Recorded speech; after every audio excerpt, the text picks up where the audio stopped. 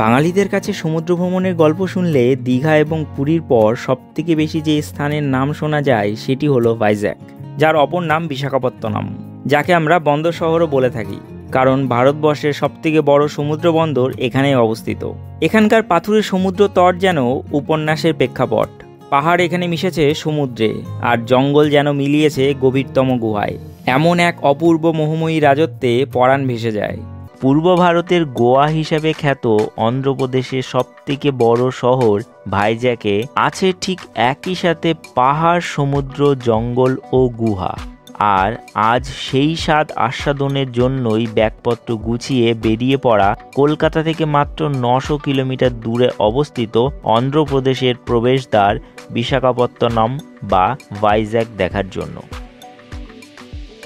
ভাইজ্যাক ভ্রমণ যাওয়া অর্থাৎ একসাথে পাহাড় ও সমুদ্র তো বটেই, সাথে বাঙালির দক্ষিণ ভারত ভ্রমণটাও একটু আদ্র সম্পন্ন হয় আর কি, মানে হ্রদ দেখাও হলো আর কলা বেচাও। আর আজ আমাদের প্ল্যান 3 রাত 4 দিনের ভাইজ্যাক ও আরাকু ভ্রমণ। আগামী 4 দিন আমরা ভাইজ্যাকের বেশ কিছু জায়গা ঘুরে দেখব এবং আপনাদেরকেও ঘুরিয়ে ঘুরিয়ে দেখাবো। 6 ইঞ্চি থেকে 60 ইঞ্চি স্ক্রিনে বসে আপনারা জানতে পারবেন ভাইজ্যাক কিভাবে যাবেন, কখন যাবেন, কোথায় থাকবেন, কিভাবে ঘুরবেন, কি কি দেখবেন, খরচই বা কত হবে, ইত্যাদি ইত্যাদি। তো ভিডিওটি শেষ অবধি দেখার অনুরোধ রইল। আর আপনি যদি এই ভাইজ্যাক ট্যুরটি কোয়ালিটিপূর্ণভাবে কমপ্লিট করতে চান তাহলে যোগাযোগ করতে পারেন ট্যুর পিকার্সের বিশ্বজ্যোতিদার সাথে। আমরা কিন্তু এবারের ভাইজ্যাক ট্যুর তাদের মাধ্যমে করছি এবং আমরা এই ভিডিওতে দেখে নেব তাদের সার্ভিস কেমন। ভিডিওর স্ক্রিনে ও ডেসক্রিপশানে ট্যুর পিকার্সের নাম্বার প্রোভাইড করা থাকলো, আপনারা একবার ফোন করে কোটেশন নিয়েই নিতে পারেন। কিন্তু তার আগে বলবো, আপনারা আমাদের চ্যানেলে যদি নতুন হয়ে থাকেন অবশ্যই চ্যানেলটিকে সাবস্ক্রাইব করে পাশে বেল আইকনটি হিট করে অল নোটিফিকেশন ক্লিক করে রাখতে ভুলবেন না। আর আপনি চাইলে আমাকে ইনস্টাগ্রাম ও ফেসবুকেও ফলো করে রাখতে পারেন। তো চলুন দেরি না করে আজকের ভাইজ্যাকের প্রথম পর্বটি শুরু করা যাক। ভাইজ্যাক কখন যাবেন? ভাইজ্যাক সমুদ্র তীরবর্তী অঞ্চলে অবস্থিত, তাই এখানে ভ্রমণের সঠিক সময় অক্টোবর থেকে এপ্রিল, এবং বর্ষাকালেও আপনি কিন্তু ভাইজ্যাক ভ্রমণ করতে পারেন। সেক্ষেত্রে আপনি একটি আলাদা ভাইব পাবেন। তবে আমরা ভাইজ্যাক ভ্রমণ করেছি ডিসেম্বরের শেষের দিকে। ভাইজ্যাক কিভাবে যাবেন? কলকাতা থেকে ভাইজ্যাক যাওয়ার 2টি পদ্ধতি আছে, 1 by flight, 2 by train. Kolkata থেকে ভাইজ্যাকের ফ্লাইটের ভাড়া মোটামুটি 3000 থেকে 4000 টাকার মধ্যে থাকে। পশ্চিমবঙ্গের বিভিন্ন জায়গা থেকে এই ভাইজ্যাক বা বিশাখাপত্তনমের বহু ট্রেন আছে। হাওড়া, শালিমার ও সাঁতরাগাছি থেকে যে ট্রেনগুলি বিশাখাপত্তনম স্টেশনে প্রতিনিয়ত যায় তাদের লিস্ট আমি ভিডিওর স্ক্রিনে প্রোভাইড করলাম, আপনারা চাইলে স্ক্রিনশট করে রাখতে পারেন। Vizag tour plan. ডে 1, আগের দিন হাওড়া থেকে এসএমবিটি ব্যাঙ্গালোর সুপারফাস্ট এক্সপ্রেস ধরে আমরা রাত 10:45-এ রওনা দিয়েছিলাম ভাইজ্যাকের উদ্দেশ্যে, এবং পরের দিন দুপুর 12:10-এ অর্থাৎ মাত্র 14 ঘন্টার মধ্যে আমরা পৌঁছে গিয়েছিলাম ভাইজ্যাকে বা বিশাখাপত্তনম স্টেশনে। সেখানে আমাদের জন্য গাড়ি হাজির হয়েছিল। আমরা এখান থেকে গাড়িতে করে এসে পৌঁছালাম আরকে বিচে। এর পাশেই ছিল আমাদের হোটেল। হোটেলটি দারুণ সুন্দর, থ্যাঙ্কস টু ট্যুর পিকার্স এত সুন্দর স্টেতে আমাদের রাখার জন্য। আমরা ফ্রেশ হয়ে হোটেলে লাঞ্চ সেরে নিলাম। বিকালে আমরা গাড়ি করে গিয়েছিলাম ভাইজ্যাকের আরকে বিচে। এই বিচ পুরীর বিচের মতোই জমজমাট। আসলে বাঙালিরা এই স্থানে ভ্রমণের জন্য প্রায় দখল করেই রেখেছেন। দেখে বেশ ভালো লাগলো। এখান থেকে আমরা চলে গিয়েছিলাম আজকে সাইট সিন করতে, যার মধ্যে রয়েছে এয়ারক্রাফট মিউজিয়াম এবং সাবমেরিন মিউজিয়াম। দুটি জায়গাতেই এন্ট্রি ফি 70 টাকা করে, এবং এটি রাস্তার এপাশ এবং ওপাশ। প্রথমেই আমরা গিয়েছিলাম এয়ারক্রাফট মিউজিয়ামে। এটি ভারতবর্ষের প্রথম এয়ারক্রাফট মিউজিয়াম। এন্ট্রি ফি দিয়ে ভেতরে ঢুকে দেখি সবার প্রথমে আছে মিউজিয়াম। মিউজিয়ামটা বেশ দেখলাম, বেশ দারুণ লাগলো। বিভিন্ন জিনিস সম্পর্কে আমরা জানতে পারলাম। এখান থেকে বেরিয়েই আমাদের দর্শন মিলল এয়ারক্রাফটের, যেটি আসল আমাদের দেখার বিষয়। আমরা সিঁড়ি দিয়ে ভেতরে প্রবেশ করলাম। ভেতরে অনেক কিছু দেখার আছে। এগুলো দেখতে ফাইটার বিমানের মতো। ভেতরে বম্বিংয়ের জায়গা আছে এবং অনেক কিছু আছে, এবং আছে ককপিট এবং অন্যান্য জায়গা। আমরা খুব সুন্দরভাবে এটি দেখে নিলাম। এর আগেও আমি এই এয়ারক্রাফট মিউজিয়াম দেখেছি, সেটি কলকাতাতে, যেটি ভারতবর্ষের দ্বিতীয় এয়ারক্রাফট মিউজিয়াম। এটি দেখে আমরা এখান থেকে রওনা দিলাম সামনের দিকে সাবমেরিন মিউজিয়াম দেখার জন্য। এটি এশিয়ার প্রথম এবং বিখ্যাত সাবমেরিন মিউজিয়াম। এখানে এন্ট্রি ফি দিয়ে ভেতরে প্রবেশ করতে হবে। কিছু কিছু জায়গায় ভিডিও করা অ্যালাউ আছে, আবার কিছু কিছু জায়গায় অ্যালাউ নেই। আমরা ভেতরটা দেখে নিলাম, সাবমেরিনের মধ্যে কিভাবে মানুষ থাকেন বা কেমন তাদের জীবনযাপন সেটি আমরা দর্শন করতে পারলাম। কত ধরনের যন্ত্র, কত ধরনের মেশিন, কত ধরনের সুইচ, যা আমরা হয়তো জীবনেও বুঝতে পারতাম না। কিন্তু ভারতবর্ষের নৌসেনারা এই সাবমেরিন মিউজিয়াম নিয়ে সমুদ্রের অতল গভীর তলে ভারতবর্ষকে শত্রুদের থেকে রক্ষা করে চলেছেন। এটি তার পুরানো অংশ।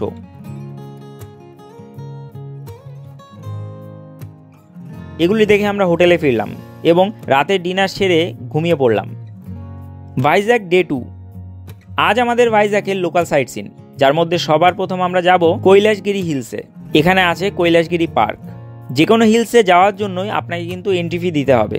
এখানেও 50 টাকা আমাদের এন্ট্রি ফি দিতে হয়েছিল গাড়ি প্রতি। কিন্তু পার্কে প্রবেশ করার জন্য কোনো ধরনের কোনোই টিকিট নেই। এখানে সকাল সকাল এসে আমরা উপস্থিত হয়েছিলাম। এখানে আছে টয় ট্রেন এবং রোপওয়ের ব্যবস্থা। 120 টাকা দিয়ে টয় ট্রেনের টিকিট কেটে আমরা পুরো পার্কটা চক্কর মেরে নিলাম। তারপর ধীরে ধীরে পার্কের বিভিন্ন জায়গা ঘুরে দেখলাম। আপনি চাইলে রোপওয়েতেও নিচ থেকে ওপর অব্দি আসতে পারেন। ওয়ান টাইমে 80 টাকা করে আপনার খরচ। এখানে আছে বৃহৎ শিব পার্বতীর মূর্তি, যেটি দেখতে আপনাদের ভালোই লাগবে। এই পার্কে স্থানীয় লোক প্রচুর আসেন, কারণ উইকেন্ডে সারাদিন কাটালেও এখানে কিন্তু কম পড়ে যাবে। যদিও এখান থেকে আমরা রওনা দিলাম আমাদের নেক্সট ডেস্টিনেশনের দিকে। এখান থেকে বেরিয়ে আমরা গিয়েছিলাম ইন্দিরা গান্ধী জুওলজিক্যাল পার্ক বা জু দেখতে। এখানে এন্ট্রি ফি দিয়ে ভেতরে প্রবেশ করে আমরা বেশ অনেকটা সময় জু ঘুরে দেখে নিলাম। এখান থেকে আমরা এগোলাম রামানাইডু স্টুডিওতে। এখানে কিন্তু সিনেমার শুটিং হয়ে থাকে। প্রথমে গাড়ির এন্ট্রি ফি, তারপরে পার হেড এন্ট্রি ফি দিয়ে ভেতরে প্রবেশ করলাম। ভেতরে আছে সিনেমার বড় বড় সেট, বড় বড় বাড়ি, দোকান পাট, পুলিশ স্টেশন, মন্দির, কোয়ার্টার এবং বড় বড় স্থান। আমরা এক এক করে সব ঘুরে দেখে নিলাম। 90 দশকের কিছু স্মৃতি এখানে রাখা রয়েছে মিউজিয়াম আকারে। এগুলি আপনারা দেখতে পারেন। পুরানো সময় এখানে কিভাবে কাজ হতো সেগুলি এখানে সাচক্য করতে পারেন।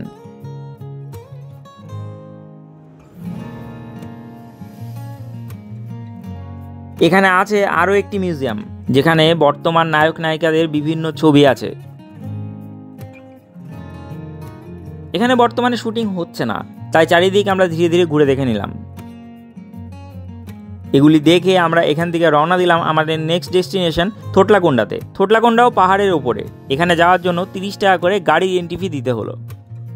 যদিও থোটলাকোন্ডাতে ঢোকার জন্য কোনো ধরনের কোনো এন্ট্রি ফি লাগেনি। এটি বুদ্ধিস্ট এক্সকেভেশন সেন্টার। এখানে বৌদ্ধ ধর্মের পুরানো ঐতিহ্য লক্ষ্য করা যায়। আছে শান্তি স্তূপ বা গুম্পা। আমরা ধীরে ধীরে জায়গাটি ঘুরে দেখে নিলাম। ইতিহাসবিদ বা ইতিহাসের টিচারদের জন্য এই জায়গাটি বেস্ট। এরপর আমরা এখান থেকে রওনা দিলাম ন্যাচারাল আর্টস দেখার জন্য। যদিও তার আগে আমরা দাঁড়িয়েছিলাম এখানকার একটি সুন্দর পার্কে। এই পার্ক থেকে বিশাখাপত্তনমটি জাস্ট দুর্দান্ত লাগছিল। ওপরের থেকে সমুদ্র দেখার অনুভূতি আলাদা, তাই এই ধরনের অনুভূতি শুধুমাত্র আপনি পাবেন এই ভাইজ্যাকেই। এখান থেকে আমরা রওনা দিয়েছিলাম ন্যাচারাল আর্টস দেখতে। এটি একটি বিচ। এখানে জলের ক্ষয়কার্যের ফলে ন্যাচারাল আর্টস তৈরি হয়েছে, যার নিচ দিয়ে বয়ে যায় জল এবং ওপরে আছে পাথর, যেটি ব্রিজের সৃষ্টি করেছে। এগুলি দেখে এখান থেকে আমরা এগোলাম ঋষিকন্ডা বিচের দিকে। ঋষিকন্ডা বিচ হলো ভাইজ্যাকের সবথেকে পপুলার বিচ, কারণ শুধুমাত্র এই বিচেই স্নান করতে দেওয়া হয়। এখানে গিয়ে আমরা রাস্তায় লাঞ্চ সেরে নিলাম এবং তারপর স্নান করতে নেমে গেলাম এই ঋষিকন্ডা বিচে। সমুদ্রে এসেছি, ভাইজ্যাকে এসেছি, সমুদ্রে স্নান করব না তা হয় না, তাই ঋষিকন্ডা বিচে আমরা স্নান করলাম এবং তারপর এখান থেকে রওনা দিলাম আবার ভাইজ্যাকের উদ্দেশ্যে। রাস্তায় দেখার কথা ছিল টেনেটি পার্ক, কিন্তু টেনেটি পার্ক না দেখে তার সামনে যে সমুদ্র সৈকত সেখানে আমরা নামলাম। এখানে আছে বৃহৎ বড় একটি জাহাজ, যেটি বাংলাদেশ থেকে এসে ফেসে গেছে এবং এখানেই রয়ে গেছে বহু বছর ধরে। জাহাজকে এত কাছ থেকে প্রথমবার দেখলাম। এটি দেখে আবার আমরা আরকে বিচে ব্যাক করলাম। এখানে সন্ধ্যাটা কাটিয়ে তারপর আমরা হোটেলে আসলাম এবং রাতে ডিনার সেরে ঘুমিয়ে পড়লাম। ডে 3। আজ আমাদের যাত্রা ভাইজ্যাক থেকে আরাকুর পথে। আরাকু একটি খুব সুন্দর জায়গা, যেটি ভাইজ্যাকের একটি গুরুত্বপূর্ণ ট্যুরিস্ট ডেস্টিনেশন। এখানে আপনি দুইভাবে যেতে পারেন, এক গাড়িতে করে, 2 ভিস্তাডোম কোচে করে। যদি ভিস্তাডোমে যান তাহলে সকালবেলা ট্রেন ধরে আপনারা রওনা দিতে হবে আরাকুর দিকে। আপনার গাড়ি গিয়ে সেখানে দাঁড়িয়ে থাকবে এবং আরাকু থেকে ফেরার পথে প্রতিটা সাইট সিন করিয়ে করিয়ে আপনাদেরকে ব্যাক নিয়ে আসবে। যদিও আমরা ভিস্তাডোম কোচে যাইনি, আমরা গিয়েছিলাম গাড়িতেই। অনেকটা দূর এগিয়ে গিয়ে আমরা ডামুকু ভিউ পয়েন্টে এসে দাঁড়ালাম। ভিউ পয়েন্টে খুব একটা খারাপ নয়। এটি দেখে আমরা এগোলাম বোরা কেবের উদ্দেশ্যে। ভাইজ্যাক ঘুরতে আসলে বোরা কেব কিন্তু মিস করলে চলবে না। এটি ভারতবর্ষের সবথেকে গভীরতম কেব, যার উচ্চতা 80 মিটার। এটি হলো চুনা পাথরের কেব। দেখা যায় স্ট্যালেকটাইট এবং স্ট্যালেগমাইট শিলার বিন্যাস। এখানে যাওয়ার জন্য এন্ট্রি ফি আছে। ব্যাগপত্র ক্লক রুমে রেখে আমরা এন্ট্রি ফি দিয়ে ভেতরে প্রবেশ করলাম।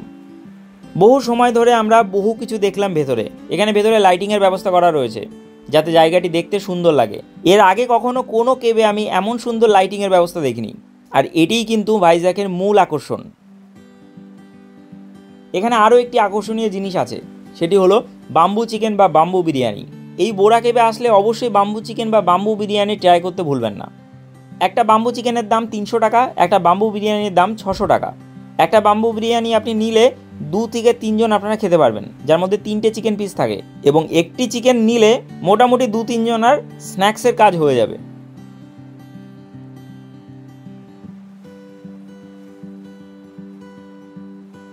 আমরা এখান থেকে খাওয়া দাওয়া করে রওনা দিলাম আরাকুর উদ্দেশ্যে।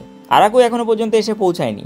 আরাকু পৌঁছানোর আগে সবার প্রথমে আমরা দেখলাম কফি গার্ডেন। কফি গার্ডেনটি বেশ আমাদের ভালোই লাগলো, যদিও এর আগে আমি উড়িষ্যাতেই কফি গার্ডেন দেখেছি। এখান থেকে কিছুটা কফি কিনে আমরা এগোলাম সামনের দিকে। এসে পৌঁছলাম ট্রাইবাল মিউজিয়ামে। ট্রাইবাল মিউজিয়ামে 40 টাকা করে এন্ট্রি ফি দিয়ে ভেতরে প্রবেশ করলাম। অন্ধ্রপ্রদেশের ট্রাইবরা যারা আছেন তাদের ওপর ভিত্তি করে এই মিউজিয়ামটি গড়ে তোলা হয়েছে। এখানকার ট্রাইবদের ইতিহাস, তাদের চালচলন, তাদের অঙ্গভঙ্গি সমস্ত কিছু এখানে ব্যক্ত করা হয়েছে। তারা কি কি আসবাবপত্র ব্যবহার করতেন, কি কি ইকুইপমেন্ট ব্যবহার করতেন, যেগুলি দিয়ে তারা জীবনযাপন করতেন, সেগুলি সমস্ত কিছু এখানে রাখা আছে। মোটামুটি একটা সাম্যক ধারণা আসবে। এটি দেখে আমরা এগোলাম চকলেট ফ্যাক্টরির দিকে। চকলেট ফ্যাক্টরিতে এন্ট্রি ফি 50 টাকা পার হেড। আমরা ভেতরে গিয়ে দেখে নিলাম চকলেট কিভাবে তৈরি হয়, বা চকলেটের বিভিন্ন স্যাম্পেল এখান থেকে আমরা কিনে নিয়ে আসলাম। এখানে বেশ কিছু সময় আপনারা কাটাতে পারেন। তারপরে সামনেই আছে পদ্ম গার্ডেন। পদ্ম গার্ডেনে এন্ট্রি ফি 30 টাকা পার হেড। এই গার্ডেনটিও বেশ অনেকটাই বড় গার্ডেন। এটা এখানকার বোটানিক্যাল গার্ডেন। এখানে অনেক সময় আপনারা কাটাতে পারেন। স্থানীয়রা এখানে এসে কিন্তু অনেকটা সময় কাটিয়ে থাকেন। আমরা এগুলি দেখে এখান থেকে রওনা দিলাম ভাইজ্যাকের উদ্দেশ্যে। রাস্তায় দেখে নিলাম কফি মিউজিয়াম। ভেতরে কিভাবে কফি তৈরি হচ্ছে সেগুলি দেখার জন্য এখানে এন্ট্রি ফি 10 টাকা করে পার হেড। আপনি চাইলে কফি বিনসও এখান থেকে কিনে নিয়ে যেতে পারেন। এগুলি দেখে আমাদের হোটেলে ফিরতে ফিরতে সন্ধ্যা হয়ে গেল। আজ আর আরকে বিচে যাওয়া হয়নি। আরকে বিচটা হলো পুরীর স্বর্গদ্বার বিচের মতো, যতটা জমজমাট আরকে বিচটাও ততটাই জমজমাট। রাত্রেবেলা ডিনার সেরে ঘুমিয়ে পড়লাম। ডে 4। আজ আমাদের ভাইজ্যাকের শেষ দিন, এবং সমস্ত সাইট সিন করে রাত্রেবেলা ট্রেন ধরে আমরা ফিরব কলকাতার উদ্দেশ্যে। আজকের সাইট সিনের মধ্যে পড়বে আমাদের সীমাচলন টেম্পল, যেটি একটা অন্য দিকে অবস্থিত। গাড়িতে করেই সবার প্রথমে আমরা রওনা দিলাম সীমাচলনের উদ্দেশ্যে। সীমাচলন দক্ষিণ ভারতের স্টাইলে তৈরি এক পুরানো মন্দির, যেখানে পূজিত হন ভগবান নরসিংহদেব। কিছুদিন আগে নরসিংহদেবের একটা মুভি এসেছিল, সেটি যদি দেখে থাকেন তাহলে এই টেম্পল অবশ্যই আপনাকে মুগ্ধ করবে। এখানে চাইলে আপনারা ভিআইপি এন্ট্রি দিয়েও ভেতরে ঢুকতে পারেন, যেটির জন্য 300 টাকা করে লাগবে পার হেড, নয়তো জেনারেল লাইনেও ভেতরে ঢুকতে পারেন। মোটামুটি 1 ঘন্টার মতো লাইনে দাঁড়ালে আপনারা কিন্তু দর্শন পাবেন। তবে ভিআইপি লাইনে গেলে একদম ভগবানের কাছে গিয়ে আপনারা দর্শন করতে পারবেন। এখানে সমস্ত কিছু দেখে আমরা এখান থেকে রওনা দিলাম ইয়ারাডা বিচের দিকে। ইয়ারাডা বিচও কিন্তু দুর্দান্ত সুন্দর একটি বিচ ভাইজ্যাকের। যদিও এখানে স্নান করা বারণ, তবুও কিন্তু অনেকেই জলে নামছেন। এই জায়গাটা বেশ আপনার ভালোই লাগবে। এটি দেখে এখান থেকে আমরা রওনা দিলাম ডলফিন নোজ লাইট হাউস দেখার জন্য। যদিও রাস্তায় এক জায়গায় দাঁড়িয়ে আমরা লাঞ্চ সেরে নিয়েছিলাম। ডলফিন নোজ এবং লাইট হাউস একই, কিন্তু এখানে এন্ট্রি শুরু হয় বিকেল 3:30 থেকে 5:30 অবধি। আমরা মোটামুটি 2:30টার সময় এসে লাইনে দাঁড়ালাম। লম্বা লাইন পড়েছে এখানে। পার হেড এন্ট্রি ফি 10 টাকা করে। লাইনে দাঁড়িয়ে আমরা ভেতরে প্রবেশ করলাম। এখানে খুবই ভিড়, ওপরে উঠতে অনেক সময় লাগলো। 3:30টার সময় খুললেও ওপরে উঠতে আমাদের প্রায় 4টে বেজে গেছিলো। আমরা উপরে উঠে চারিদিকটা খুব সুন্দরভাবে দেখে নিলাম। এই লাইট হাউসগুলি কেন থাকে? কারণ সমুদ্রপথে যদি কেউ অ্যাটাক করে সেটিকে পর্যবেক্ষণ করার জন্য। এটি পূর্বঘাট পর্বতের অংশ। এখান থেকে দেখা যাচ্ছে ডলফিন নোজ। ডলফিন নোজ আসলে এখানে যে হিন্দুস্তান শিপইয়ার্ড আছে তার একটি বর্ধিত অংশ, যার মুখটা অনেকটা ডলফিনের মতো। তার জন্য এই জায়গার নাম পড়েছে ডলফিন নোজ। এটি দেখে আমরা ব্যাক করলাম এবং গেলাম সাগর দুর্গা টেম্পল দেখার জন্য। সাগর দুর্গা টেম্পলটি কিন্তু এই ডলফিন নোজের অনেকটাই কাছে। আমরা যেহেতু প্রথমে লাইট হাউসে গিয়েছিলাম এবং সেটি পাহাড়ের ওপরে, তাই সাগর দুর্গা মন্দিরে আসার ফলে এই ডলফিন নোজটা অনেকটাই কাছে লাগছিল, কারণ এটি অনেকটাই নিচে। এখানে মন্দির আমরা দর্শন করলাম। দর্শন করে এখান থেকে আমরা রওনা দিলাম ফিশিং হারবার দেখার জন্য। তবে ফিশিং হারবার আজ বন্ধ ছিল, তাই সেটি আমরা দেখতে পারিনি। এটি দেখে আমরা হোটেলে ফিরলাম। অলরেডি সকালবেলা হোটেলটিকে চেক আউট করে রাখলেও আমাদের লাগেজ কিন্তু হোটেলেই ছিল। হোটেল থেকে লাগেজ নিয়ে আমরা রওনা দিলাম সন্ধেবেলা ভাইজ্যাক স্টেশনের দিকে। 8:10-এর করমণ্ডল এক্সপ্রেস ধরে আমরা রওনা দিয়েছিলাম কলকাতার উদ্দেশ্যে, এবং পরের দিন সকালবেলা 11টায় আমরা এসে পৌঁছেছিলাম হাওড়াতে, এবং এখানে আমাদের যাত্রা শেষ হয়েছিল। বাজেটের কথা বলতে গেলে বলতেই হবে যে আপনারা যদি এক গ্রুপে 8 জন থাকেন এবং 3 রাত 4 দিন এই ট্যুর প্রোগ্রাম যদি ট্যুর পিকার্সের মাধ্যমে বুকিং করে যান তাহলে পার হেড খরচ পড়বে মাত্র 5,999 টাকা। তবে এটা অফ সিজনে। সিজন টাইমে অর্থাৎ ডিসেম্বরের লাস্ট উইক, হোলি, দুর্গাপুজো এবং মে মাস, এই সময় কিন্তু রেটটা একটু বেশি থাকে। তো ওনাদের সাথে ডাইরেক্ট যোগাযোগ করে আপনি বুকিং করে নিতে পারেন। এই ভাইজাগ ট্যুর সম্পর্কিত কোনো ধরনের কোনো কোয়ারি থাকলে আপনারা অবশ্যই কমেন্টে জানাতে ভুলবেন না। আর আগে কতবার ভাইজাগে গেছেন বা কবে যেতে চাইছেন এই ভাইজাগে, অবশ্যই সেটিও কমেন্টে লিখবেন। আর ভিডিও ভালো লাগলে তবেই ভিডিওটিকে লাইক করবেন, কারণ আমি জানি আপনাদের ভিডিও ভালো লাগে, আপনাদের আমার এই ট্যুর গাইড ভিডিওগুলি অত্যন্ত পছন্দ হয়। তার জন্য যদি আপনারা এত ভালোবাসা দেন তাদের জন্য আমি একদম চিরকৃতজ্ঞ।